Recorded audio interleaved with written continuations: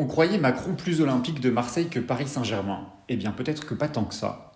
Kylian Mbappé a confessé s'être entretenu avec le président de la République et dit avoir apprécié ses bons conseils. Macron l'aurait vivement encouragé à rester en France et donc au PSG. Depuis samedi, c'est ainsi fait. Mbappé restera au PSG à la grande joie des supporters parisiens, mais donc aussi du locataire de l'Élysée. Mais pourquoi cette ingérence soudaine dans les affaires du PSG?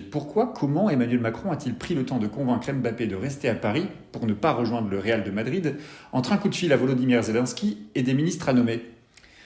Parce que le foot professionnel, c'est d'abord une affaire de gros sous. Ça, tout le monde le sait. Une histoire de plusieurs centaines de millions d'euros pour garder le numéro 7 du PSG.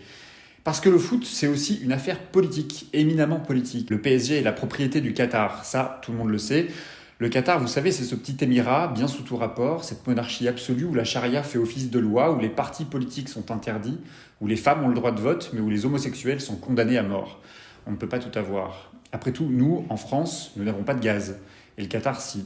Et ça tombe bien parce qu'avec la guerre en Ukraine et face à notre dépendance au gaz russe, la France négocie âprement avec les dirigeants qataris. Après tout, nous vendons bien des armes au Qatar, on peut bien acheter leur gaz. Et puis, il faut rappeler la générosité des Qataris. Ils investissent en France, Total, Suez, Veolia, Vivendi, LVMH, France Télécom, Lagardère. La générosité des Qataris est sans limite.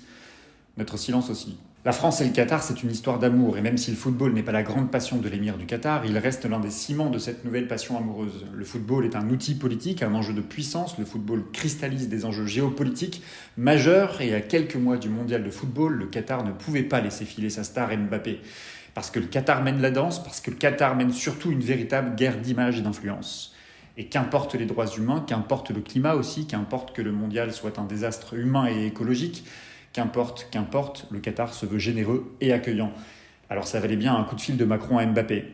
Mais alors, la France de Macron serait-elle complaisante avec le Qatar? Non, ça c'est pour les islamo-gauchistes.